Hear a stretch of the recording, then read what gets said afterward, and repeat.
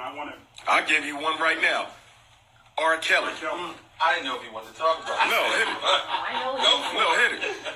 Listen, as someone who works in the schools, as a school psychologist, my doctorate is clinical psychology. I got into this field to help children. For me, there's no statute of limitations on child molestation or pedophilia. You understand? I don't care if you did it last week or 50 years ago, you should be held accountable for it. I want to say that out front. However, going back to the three new faces of racism, feminism, LGBTQism, and multiculturalism, okay, arts and entertainment or whatever channel put this on, they don't give a damn about black kids, black women, black men, black people. This was done for three reasons. Because first of all, most of the crimes he committed are old. They happened. So why wasn't this done back then? All of you in the video, why didn't y'all expose R. Kelly back then? You know why y'all didn't expose him? Because y'all thought y'all was going to get something out of this. The sickness of the R. Kelly show is the fact that everyone on the show was an accomplice to the crime. So my question to them would be, when they lock him up, because you love kids all of a sudden, but you didn't at that time, are you acceptable with being named as an accomplice and being sentenced to prison time yourself? Every parent, every woman, all of you are guilty. And my issue with the black feminists is they want to separate R. Kelly away from the system in which he existed. This was not a one-man operation. This was a system of people that preyed on children or allowed them to be preyed on and did nothing as long as they were getting what they expected out of the situation. That's not justice. The only reason why you exposing them now is because you didn't get what you wanted. If you would have became a big pop star, we wouldn't even be hearing about them kids who allegedly were molested. And the only reason why I'm saying allegedly, because everybody got a right to tell their story. And until I see both sides and see the evidence and see everything else, I can't say who's guilty, who's not. But the way this is being done, this is nothing more than a test run by white power to see if we can get the black community on our side. Either way the black community goes, we will benefit. Let me tell you what I'm talking about. Let's say the black community says R. Kelly needs to go to jail. He's a pedophile and we do not accept pedophilia. The white power structure says good.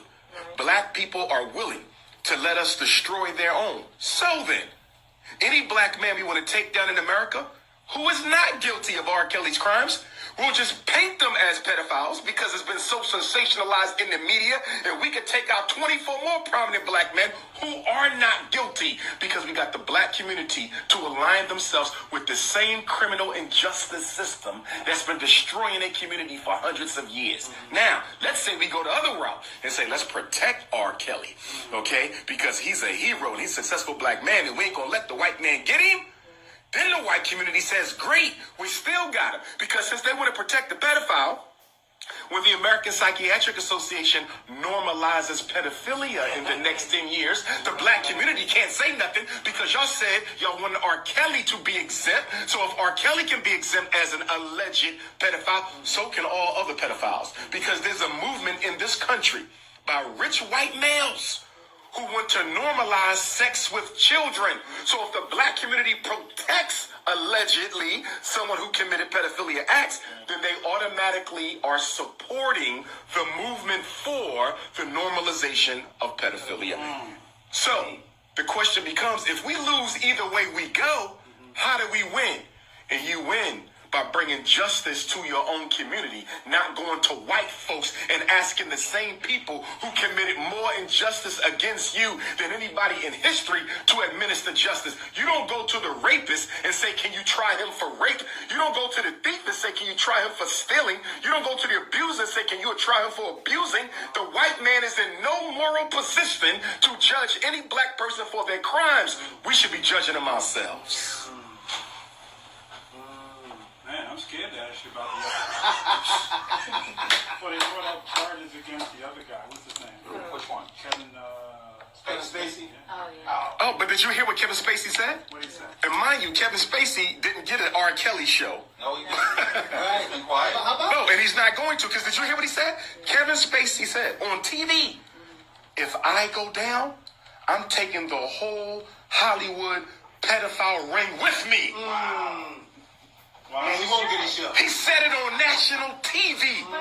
That's that one. Oh, my God. But they don't want the whole ring to go down because when they start pulling these pedophile strings, I'm Telling you, But that's all. most CEOs of the music houses, most CEOs of the studios, do you realize, I read an article that said over 75% of all child actors since 1970 were molested That's true. in Hollywood. That's true. There's documentaries on them. Pedophilia is a Hollywood institution. So Kevin Spacey came out like a gangster and said, if y'all want to play that, I'm going to pull all the strings. And guess who else going to fall out some of them strings? Some of your most recent U.S. presidents. But is that surprising, though? I mean, it's corrupt. See, here's my thing. If we're going to go after this, go after it systematically and institutionally.